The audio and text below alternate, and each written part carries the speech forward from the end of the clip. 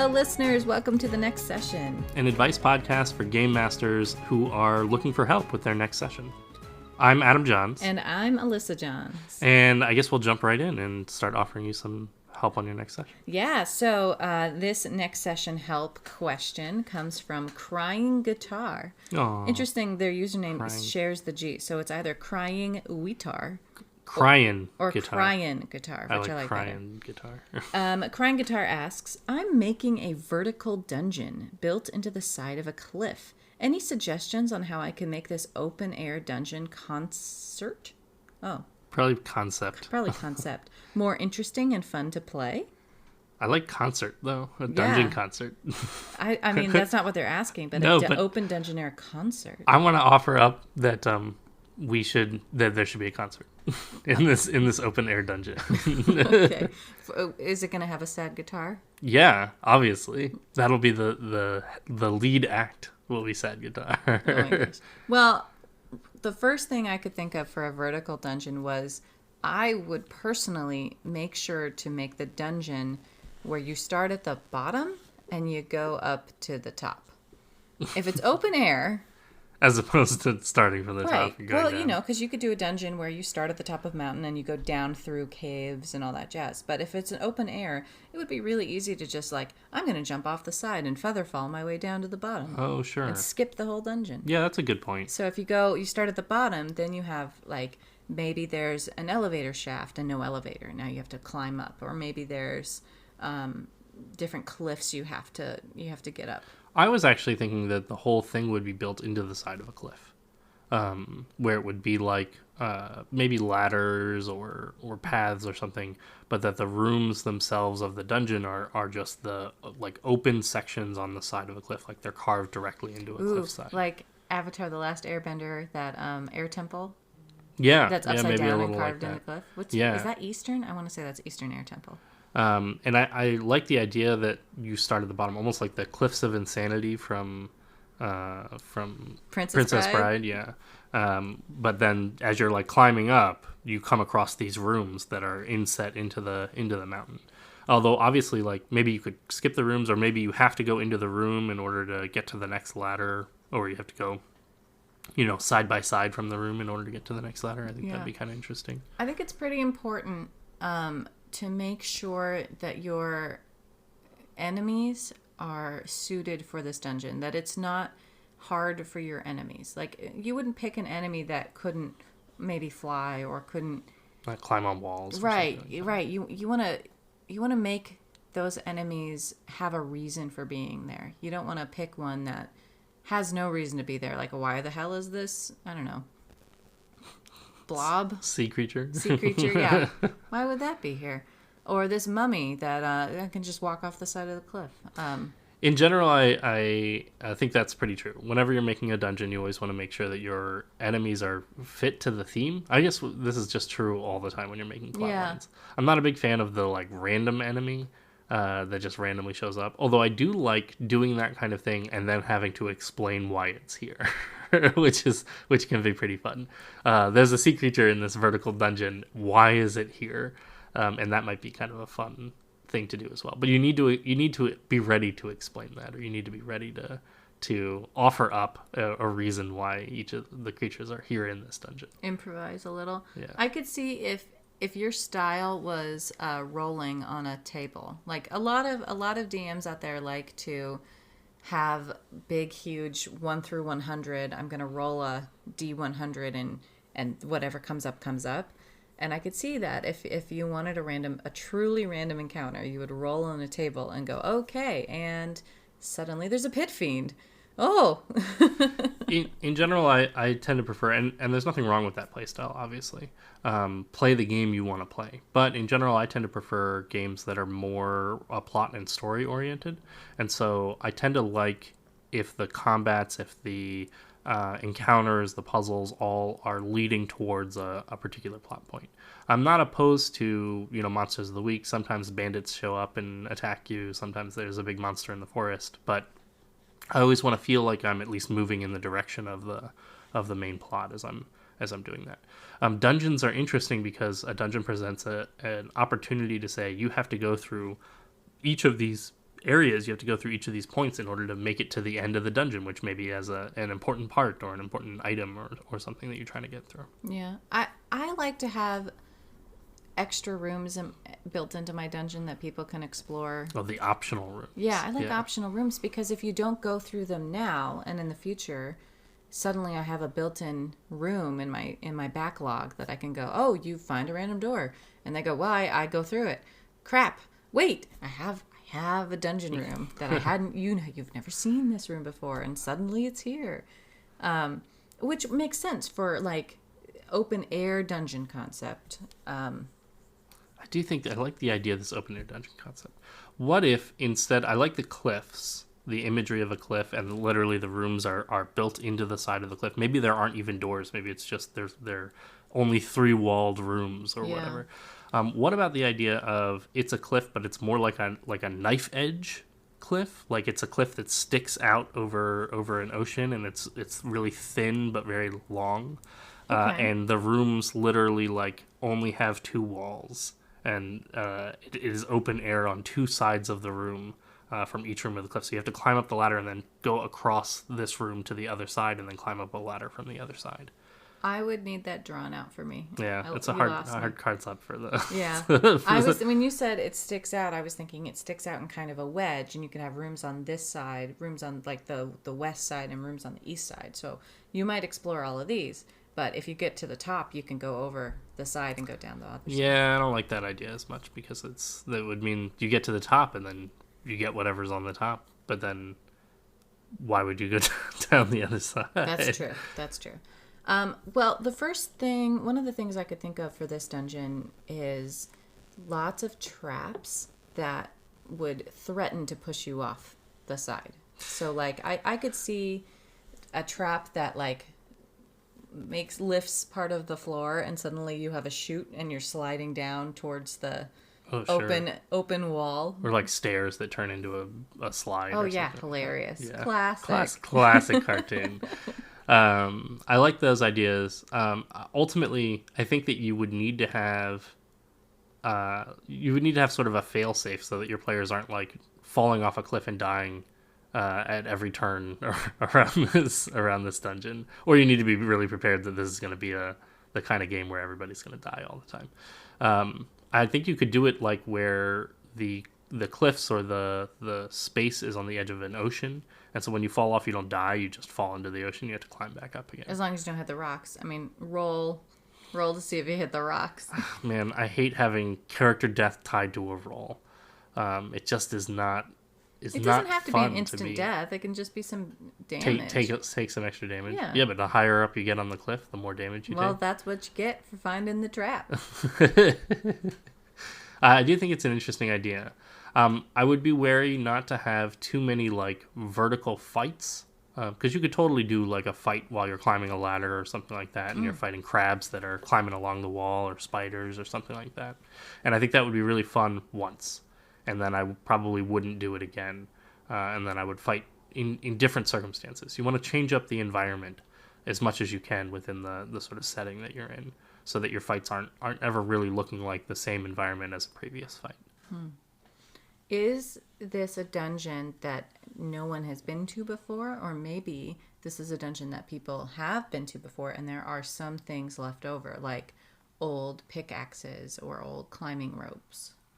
I like the idea of like climbing gear, especially if you come into the dungeon and you don't have any climbing gear because you weren't prepared for this.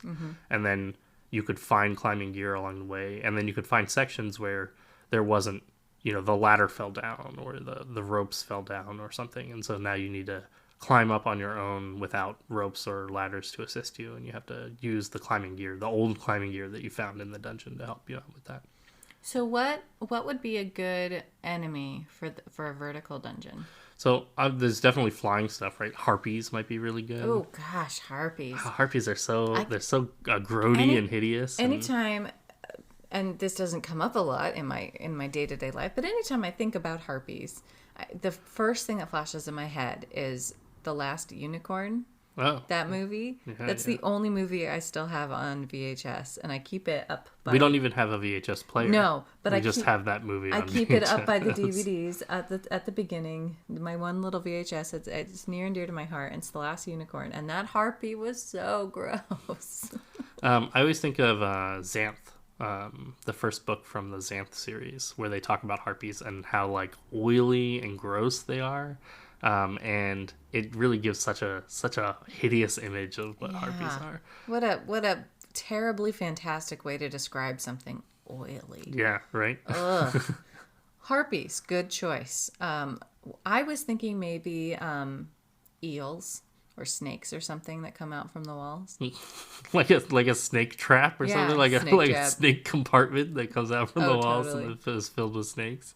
That's like straight out of Futurama. Well, okay, but hear me out here. If you have a vertical dungeon and you have ladders... Oh, you could have like a snakes. You could have snakes. Yeah. And you could also have chutes. It shoots and ladders. Yeah, that's really ridiculous. I'm not surprised that you would come up with chutes and ladders dungeon. That'd be amazing.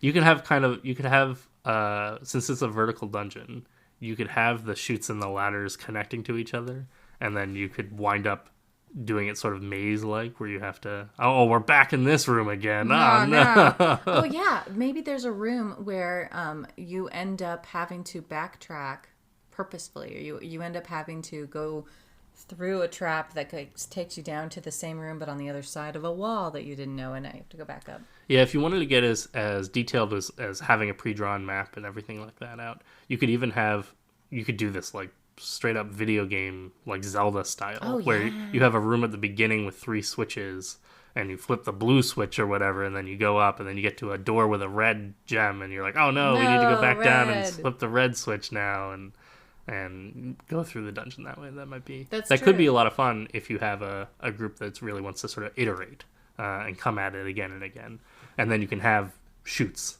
going down. You could have chutes and ladders. I would love to have a dumb waiter. Would be really fun. Oh yeah. You can go like pull yourself up. Maybe this is like a old abandoned house or something, or a mansion or something like that. Okay, where one side of it is totally... Yeah, that's where some of the rooms come from. Yeah. Okay, I could see that. I like that.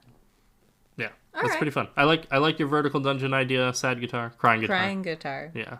And I hope that you put a Cryinguitar in, maybe in one of the elevators. Oh yeah, that would be amazing. Yeah. Okay, so our next question comes from user Shattered158. All right. I don't know if they've been shattered 158 times. I assume so. That's a lot of times to be shattered. Or if they're the 158th shattered to come. Like the Shatterer. Yeah. Ooh, there you go. Shattered158 says, Soul Magic, what's the cost? I am implementing soul magic into my game, but I kind of want it to be like blood magic, meaning I think it should cost something. I need ideas on what it should cost to use one of these spells. That's a super interesting idea. What's the cost to you to use the spell? All right. That's tied to your soul. That's tied to your soul instead of your blood.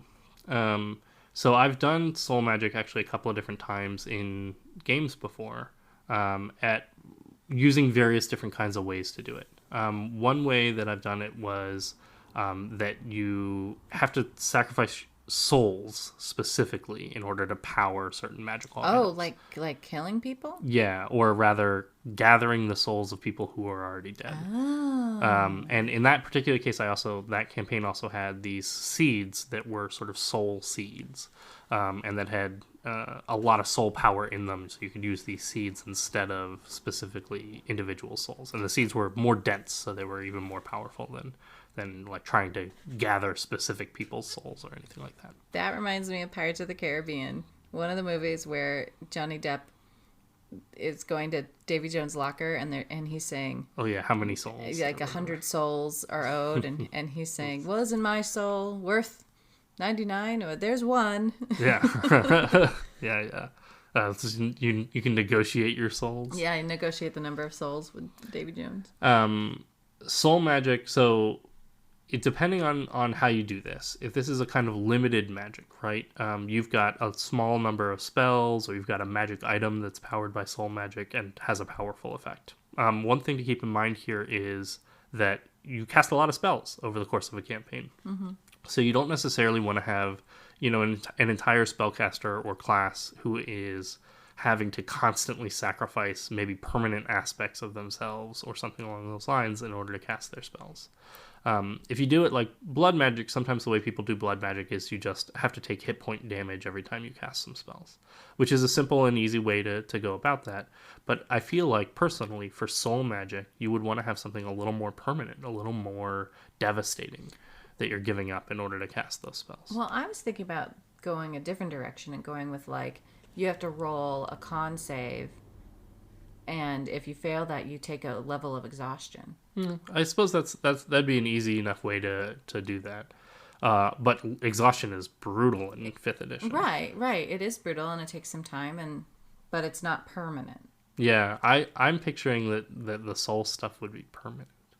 That whatever you give up for soul magic is a permanent change to your character. Yeah, but if you're going to be casting, 10 spells, what would add?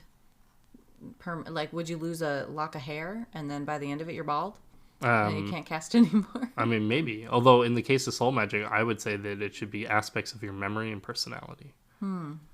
That you give up in little bits, and then there's an opportunity to sort of role play your character changing as they cast this soul magic. But like I said, I wouldn't want it to be, your regular spells that you cast. It should be a really powerful effect if you're giving up something permanent in order to achieve it. Okay, so the lower level spells would just be spells. You Right. could just cast them, but the things determined to be more soul using, Right. you have to give up memories or something. Yeah.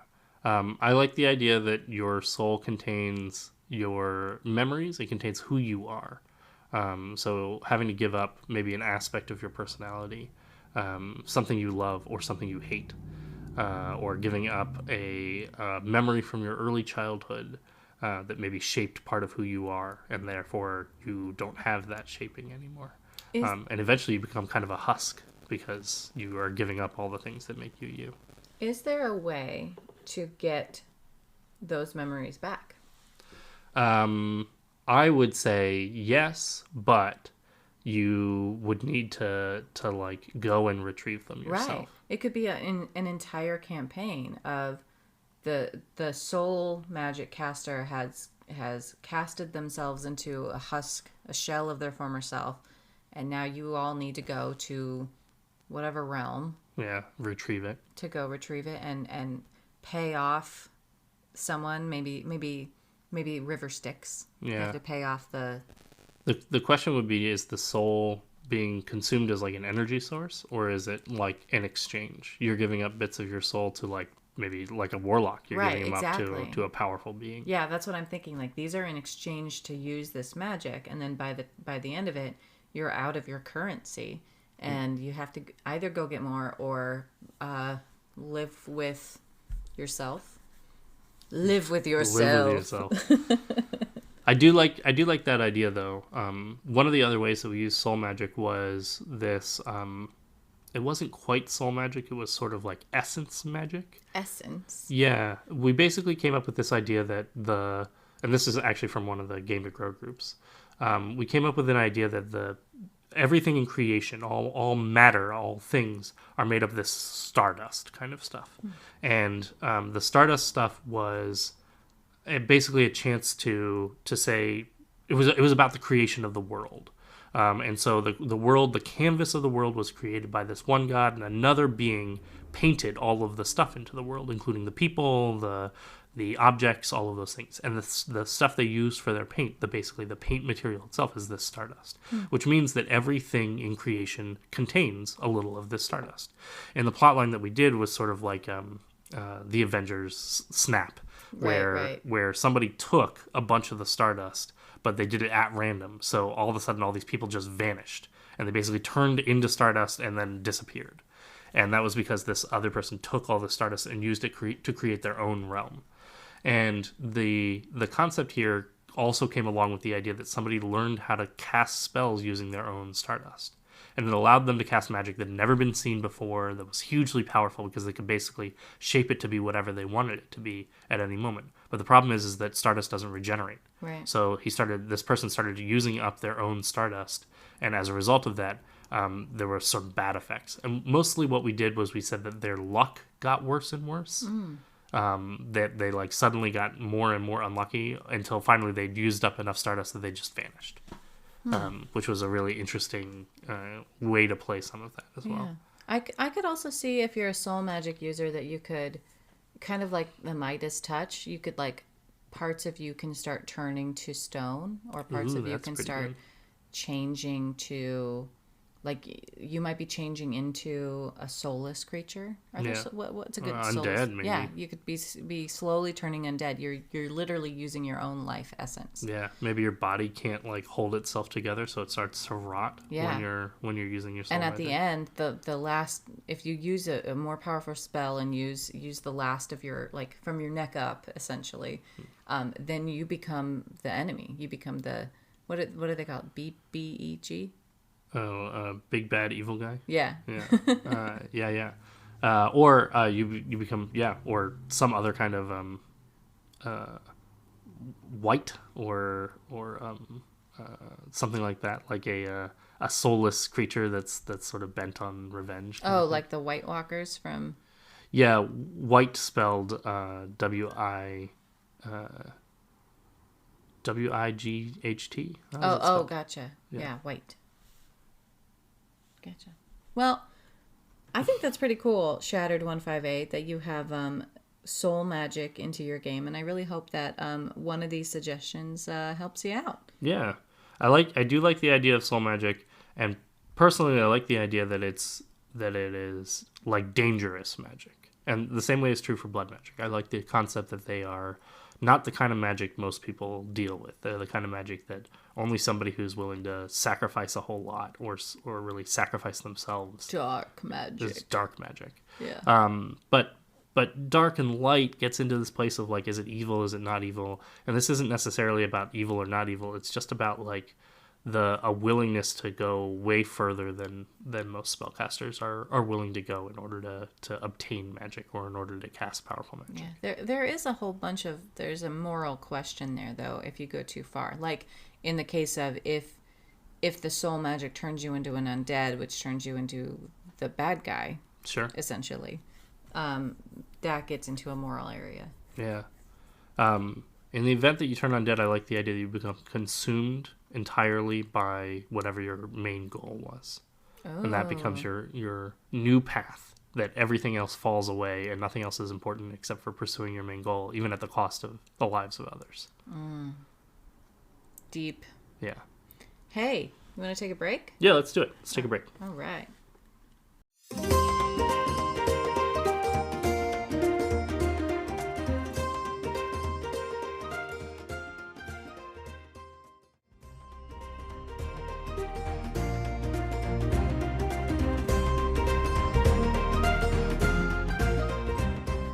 And we're back.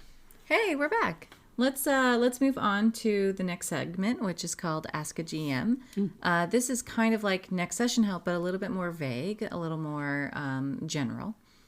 So this is from Kirolm.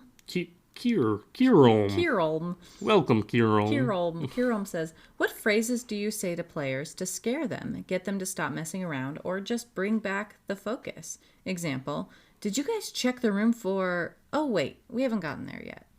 Is anyone watching the door? Those are good examples. Yeah, that's interesting. I definitely use a lot of techniques and tactics to get players to sort of refocus on what's going on in the room. I don't tend to want to scare my players into focusing without doing something. So I will usually make something happen rather than to drop hints about the room. So I might say, you can hear a dangerous growling from the room next to you. And even add something in that I wasn't originally planning on in order to get the players to refocus and be re-engaged in the game.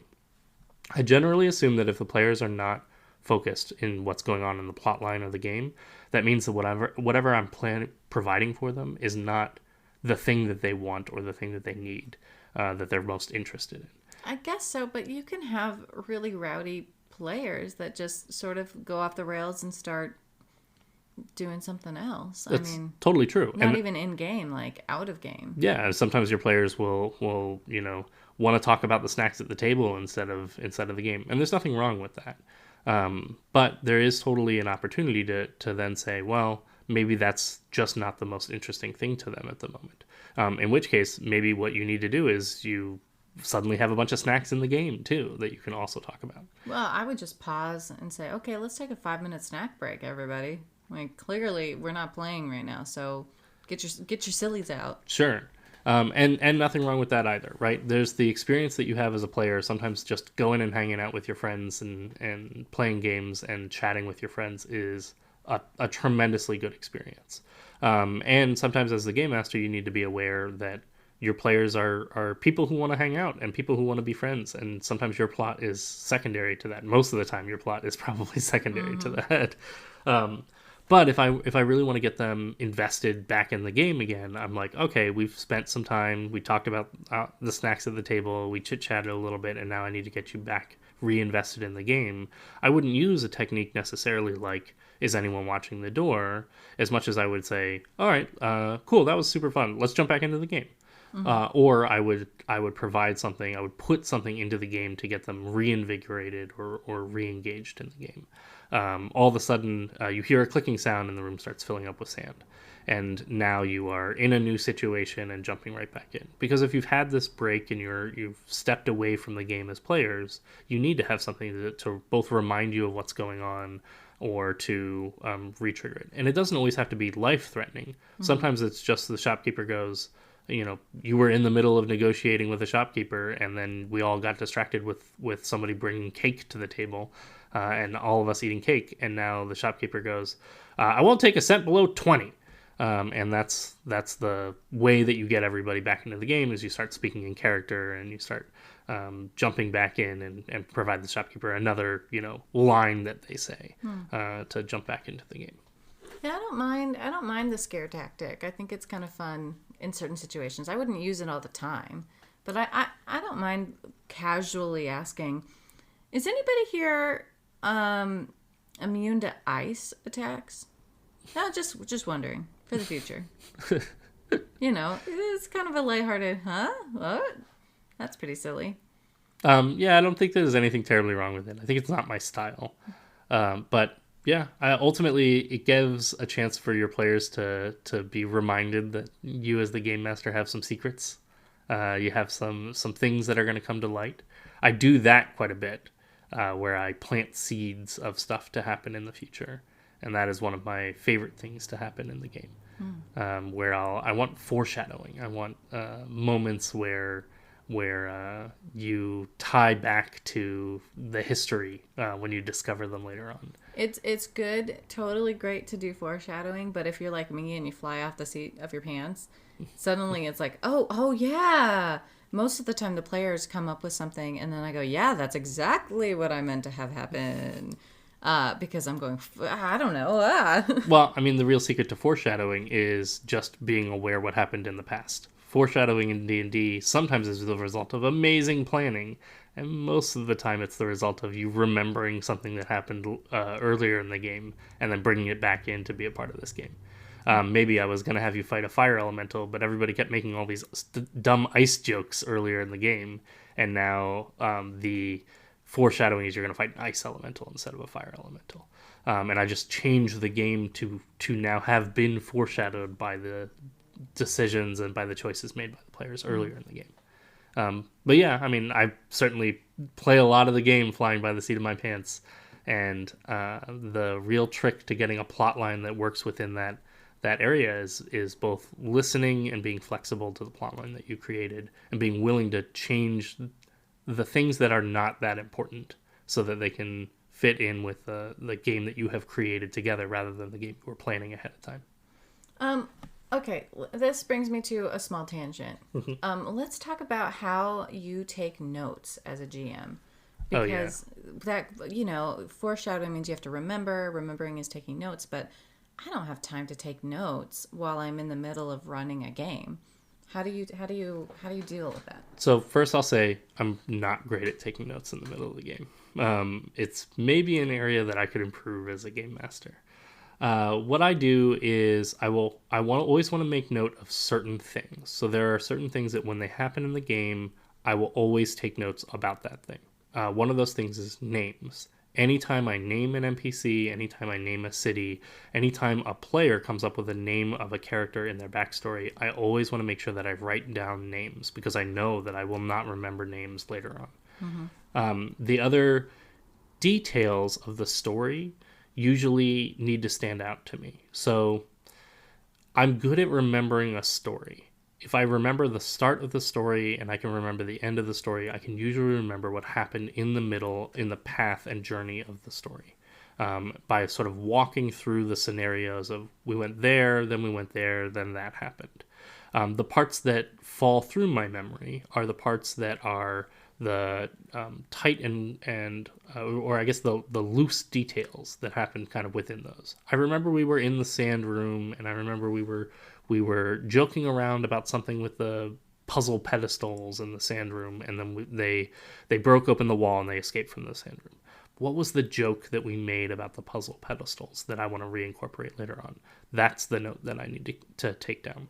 So a lot of this is when you're thinking about note taking as a game master, this is a balance that you don't want to be spending all of your time writing down notes of what's happening in your game because it makes you lose focus on being present as a game master. It's very hard to do. So it's really about understanding what are you as a game master going to remember later and what are you not going to remember later. So when you take notes, you write them down on a piece of paper? I actually use an iPad for most of my stuff. I love paper, so I do not have any problem using a piece of paper. But more recently, I've been using an iPad with a note-taking program and a pen, and I've been basically writing down my notes using that. Yeah, but talk about your books. You have little books. Oh yeah, I do love these. So for the longest time, I've been using Moleskine notebooks. And I really like Moleskine notebooks that have, instead of gridded lines, they have dots on them that are in a grid pattern. And so gives me I can draw in maps, I can draw in images, I can write in it. It feels, and it doesn't feel like I'm writing over top of lines all the time, which I have a problem with writing on top of grids. This is just personal preference, really, but I really love having notebooks that I can flip back to. I always date my notebooks. One of the things that I learned very early on. Take it out to a nice dinner. Yeah, and, get it a flower. A little bit of wine and some romancing, compliments go a long way.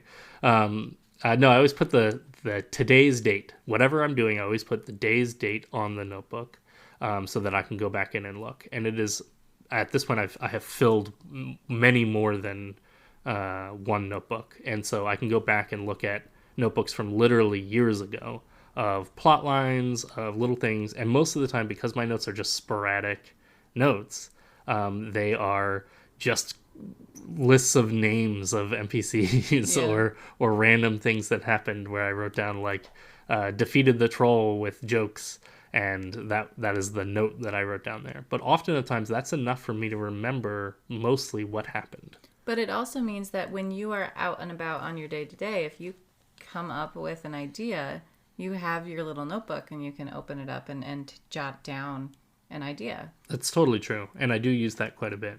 I like new technology, so I'm always looking for good technology that can replace it. But at the end of the day, man, there's just nothing better than a piece of paper that you can smell and you can feel and you can flip the pages for and your little scribble. And your little scribble that you can write with your pen.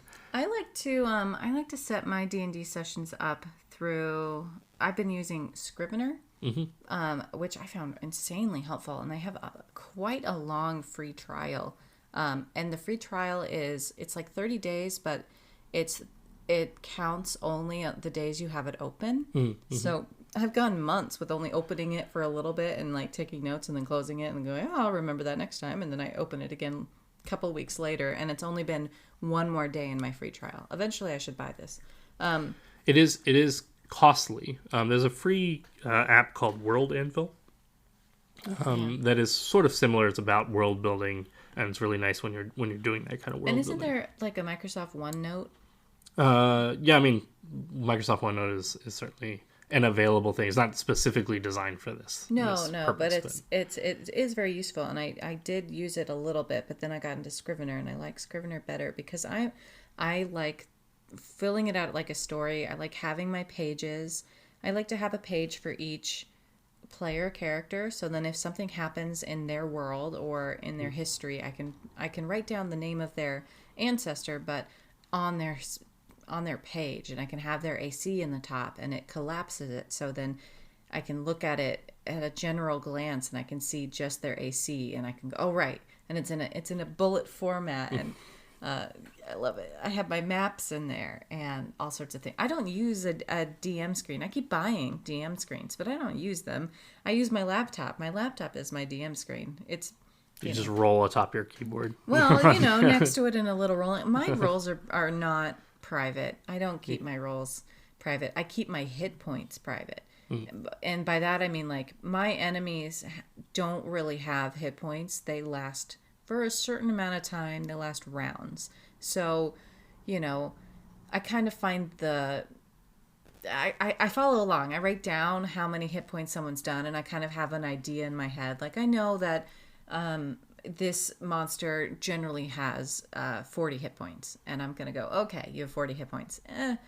They've done 39 hit points, but the last person who did it in such an epic way, then I'm gonna reward that. They're gonna kill it. Or we need to take up more time. Suddenly they have 40 more hit points, or another one comes out.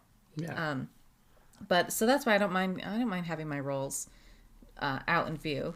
I'm a big fan of the idea that combat should be cinematic, and a part of the cinema of combat is that it can't end too soon, or it can't go on too long. Right, going on too long is tedious. Oh yeah, people hate that. When you run by the numbers, sometimes what happens is you kill all the skeletons in the room, and then the final skeleton, for some reason, nobody can hit it because it has an armor class of 14, and everybody just keeps rolling really low, and then all of a sudden you've gone a full round and nobody can kill this dumb skeleton because, well, it still has 5 hit points left, and you only did 3 points of damage, so now it's got 2 hit points left, and then you missed it, and then the next person missed it also. Right. And at some point, like there's some comedy there that you can maybe play around with as players at a table where you're saying, oh, this is so ridiculous. But it's not telling a great story, is it? Right. It's not really getting into this space of the epic moment. You've really lost the epicness of this combat when you're at the place where everybody's just sort of rolling dice trying to hit this thing. My biggest problem is time. I tend to let people role play and improvise and be goofy, and then when it comes to the combat, like I have an idea of where I want the session to end, and it has to end at the end of this combat. And it might be like 11 o'clock at night, and we're all tired, and we need to finish, and I got to get them through this combat, and so suddenly the combat becomes way easier, or they kill the main enemy, and all the little minions are still there. Well, they were powered by him, and suddenly they all die. Combat over. I also am a big fan of the cinematic ending, where you can say, great, we're at the end or we're out of time, but there's enough enemies left. Everybody describe for me how you destroy one enemy. Oh, yeah, that's really good. Or we're fighting the final boss, but this is going to be the last thing. Everybody give me one last sort of blow-by-blow of what are the last things you do against the final boss as you finish I like that because then as a player, I get to be a part of this final cinematic scene and have an epic moment. And it's all in my head, so I get to just, feel it. I get to say, I use my last spell slot, and I do this thing, and what do you do? Oh, well, that's great. I want to riff off of that. Yeah. I mean, I really like providing the opportunity when I can for the players to be a part of the storytelling process, and not just the people who roll dice to determine outcomes, but that they can be a part of the creative process of coming up with what they do and what happens. Yeah. Oh, that's really good. All right, Curulum, I hope that answers your question. We kind of went on a tangent there. Sort of tangent. It's fine. It's fine. We did it. All right, so we're going to go on to the best segment of the whole podcast. Use that spell. Ba-da-ba-ba-ba. Use that spell. This My is favorite segment because I get to sing that song. this is where I find a spell and we get to talk about it and maybe discuss different ways to use it or how to make it cooler or what it's about. So I found this spell called Vitriolic Sphere. Oh, yeah. Have you heard of Vitriolic Sphere? Yeah, absolutely. Is it vitriolic or vitriolic? I say vitriolic, but because it's like vitriol. Oh, yeah, makes sense. An elemental evil spell, evocation, level 4, casting time, 1 action, range, 150 feet, components. Okay, I'm going to remember these. Verbal. Somatic. Oh, what's M? Materials. And it says a drop of giant slug bile. See, this is why I don't bother with components. Yeah, like, although... you'd have to put in a giant slug somewhere for someone to get this to be able to even use the spell. But I do like the description of the materials. Right. I think they're very evocative of sort of mental imagery of what is going on here. I'll take my droplet of giant slug bile and right, but it also means you're carrying around a flask of slug bile. Yeah. Ugh. Pretty gross. Duration instantaneous. All right, so this spell from page 23 from the EE Player's Companion. Elemental evil. Right. Says, you point at a location within range and a glowing 1-foot diameter ball of emerald acid streaks there and explodes in a 20-foot radius sphere. Each creature in that area must make a dexterity saving throw. On a failed save, a creature takes 10d4 acid damage and another 5d4 acid damage at the end of its next turn. On a successful save, a creature takes half the initial damage and no damage at the end of its next turn. At a higher level, when you cast the spell using a spell slot of 5th level or higher, the initial damage increases by 2d4 for each slot level above 4th. Crazy. So it's honestly very similar to Fireball. It's just acid damage instead of fire damage. Acid ball. It's acid ball. Why didn't they name it acid ball? Because they wanted some creativity in there. I know, but they could. Well, why isn't Fireball sphere of flambe? Flambiotic sphere. I like that. Either way, it's a cool spell. Honestly, I'm a big fan of different elemental types, just because I love like the variety of different elements coming into play in your games. And I think acid is a really interesting element type.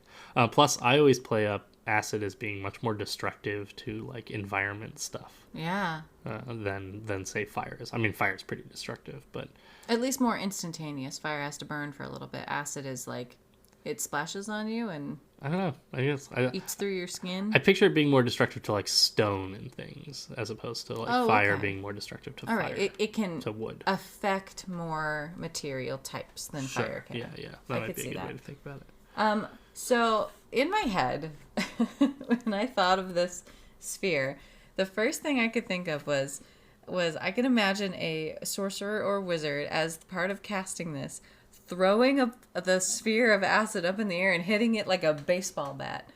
All right. I like that right? idea. Sure. I thought that would be kind of a cool flavor text to or like a lacrosse stick or something. Oh yeah. I mean, a hockey stick, you could do like a knuckle puck. Yeah. with the vitriolic sphere before it explodes for the 20-foot radius. Yeah. Yeah. Instead of just I point over there and it does it. You like play it up, you know. Shoot it like a basketball. Sure, since it's a sphere. Yeah, well, maybe you can like spin it on your finger like a basketball until it elongates, and then it makes a football, and then you throw it like a football. Or a disc. Oh yeah, You're just disc golfing. Frisbee golf. Yeah. You're gonna frisbee golf this vitriolic sphere. Yeah. That's really ridiculous. Really, any ball. I like. Apparently, it's a very sport oriented. This is sphere. Yes. Acidy sport. I'm gonna tennis my way into this. Tennis works. Well, okay. What's a non-sport way to use this? This is also sports, but I also like bowling as an option. Bowling's pretty good. Pretty good. I think the non-sport way to use it is that you just point in a ball. No. I got it. Can I? Okay, GM. I'm asking. Yeah. Can I? Instead of pointing, I want to take my Vitriolic Sphere and place it like a landmine. Oh. Do you intend for it to go off when someone gets close to it or something like that? Yeah, like a proximity mine.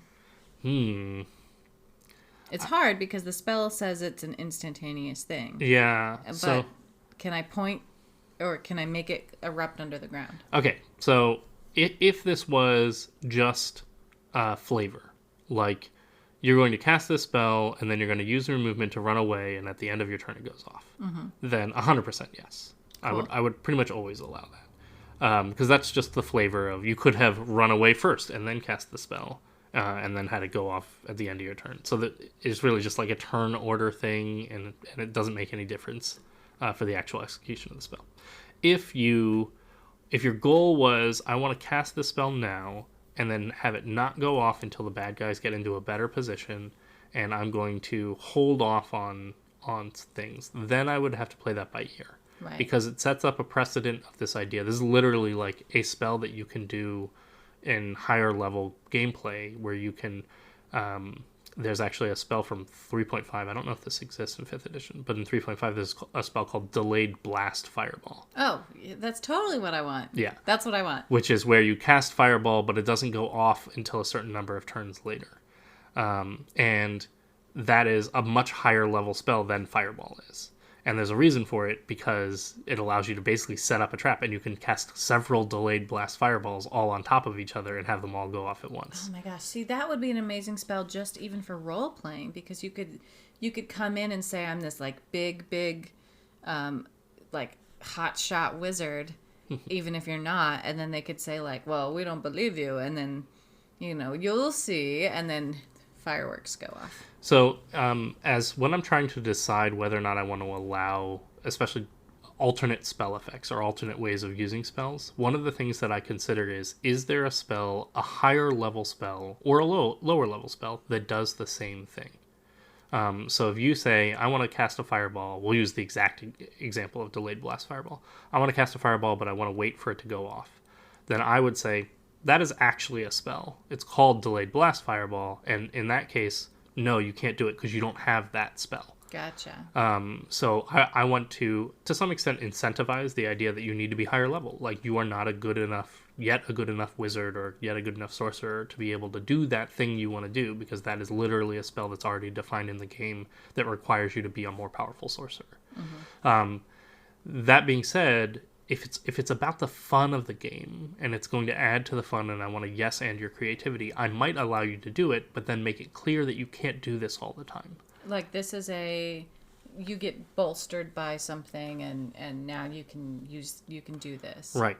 Or you mess up the spell a little bit and it casts the way that you as the player want, but you as the character maybe weren't intending by accident. And you're like, ooh, now I got to figure out how to do that. And now you're sort of encouraged to get higher levels so that you can actually know how to cast that on a more regular basis. All right. In this particular case, obviously, there's not a higher level version that does the exact thing that you're talking about, where it sort of triggers as a trap. And I would probably allow it if you were already out of combat, mm-hmm. and you were basically waiting for people to come in, and you were going to, wait to pounce on them or wait to attack them. Then it's basically the same thing as you casting the spell at them at the time where they come into range, where the difference is just that this is more flavorful. Mm-hmm. In that case, I would totally allow something like that. But again, if I felt like there might be a opportunity for you to abuse this later on, right? Like, I'm gonna go to sleep. It's right. my watch, but instead I set these up all I surround the the way. area with these delayed blast vitriolic spheres that go off whenever anybody gets close to them. Now all of a sudden you've got a whole completely different spell that you are playing around with. Too powerful. And maybe it's too powerful, maybe it's not, but it doesn't matter. Either way, it's clearly a different kind of spell. And I would want to make it clear that, yeah, you did it that one time and I allowed it, but I might not allow it every time. I like the idea of, if you're going to allow it, not have it be in combat, because in combat it's supposed to be instant, and you're not going to have the time to, everybody hold on, let me go bury the sphere in the ground. Mm-hmm. But I also like the idea of working with another player to make it more powerful. So I'm a powerful sorcerer, I can do Vitriolic Sphere. You are an amazing thief. You know how to set traps. Let's work together. And then if we, I don't know, roll high enough, or if we have enough time to figure out how to make this its own thing, its own trap. And Oh yeah, absolutely. then it becomes an opportunity. If you do something in teamwork with somebody else, I will almost always make that successful. Right, you got to reward it. I have a secret as a game master, and maybe this is because I game master for groups working on social development. But my secret is, if you do something with someone else, I will almost always make it successful. Even if it is really ridiculous, I will almost always make it successful. Because the opportunity, this is a collaborative game, and too often players will use it as an opportunity to make themselves feel like a badass or feel super epic, which is great, and there's nothing wrong with that. But if you can use it as an opportunity to help somebody else feel amazing, if I can do something in the game that doesn't make me the person in the spotlight, the amazing person doing the amazing thing, but instead helps somebody else do the amazing thing. And that doesn't just mean healing them when they're low on hit points or something, or casting bless. It means I went out of my way to be creative and add to your idea. Or I could even say, I'm going to delay my turn until after them because I want them to get the first hit for flavor or for all the reason, XYZ. I kneel down and put my hands down so I can launch this other player into the air so they can reach the head of this tall monster. Like, that's really cool, and I'm giving up something important. I'm giving up maybe my turn, or I'm giving up my attack to make this other player more spotlighted in the opportunity. And as a game master, I want to reward that as much as possible. Yeah. Not only do I want to make sure that it's successful, but I want to make sure that it was worth the sacrifice that the player gave up. Well, so the damage on that attack should be equivalent to what would happen if you had both just made your normal attacks. Those are the moments that you remember. That's the real trick of it, is that you're not going to remember every time that you've healed someone in the game, but you're going to remember the time that you grabbed onto the dwarf's arm, spun around in a circle, and launched them across enemy lines, right? Yeah. While they were yelling, "Flame on!" And then suddenly they burst into fire, right? You're going to remember that stuff. Right. That's the stuff that's going to stick with you, and that's the stuff that I want to help you get to. Right. And I want to make sure that when you, as a player, suggest those things, I don't go, "This is a dumb idea and it'll never work. Make me 4 checks to see whether or not this is going to work." Right. Because I want to make sure that this works. I want to make sure that this is successful. And if you want to be creative with spells like Vitriolic Sphere, and especially if you want to team up with your teammate to turn it into a cool trap, or everybody's all working together, the entire group is working to make sure this Vitriolic Sphere goes off like a trap when the people walk into the room. Right. Yes, absolutely. Yeah. Now you made a bomb, and it took an entire group to make it happen. Right. Or, we all came together and made a trebuchet, and it's going to, launch further than it would. Yeah. I would totally allow for that. Although this thing has a range of, 150 feet? Yeah, 150 that's feet. So far. Yeah, it's pretty far. 20 foot. It's basically a sphere. trebuchet already. Ooh, there you go. That's a way you could do it, where you make a little magical trebuchet that launches the sphere at somebody and then disappears. Yeah, there you go. Love it. Hey, thank you everyone for listening. This is our 5th episode, so we really appreciate you. You can contact us. You can go to our website, nextsessionpodcast.com. That's where you can submit your question. We're also on Twitter and Facebook at The Next Session. And if you send us questions, if you send us spell suggestions for us to talk about, spell suggestions would be on lovely. Air, we would love to address your question and help you out with your next session. But please contact us, and please send us your questions and your feedback. We always love to hear it. Yeah. So I'm Adam Johns. And I'm Alyssa Johns. And I guess tune in next time, and we will help you prep for your next session.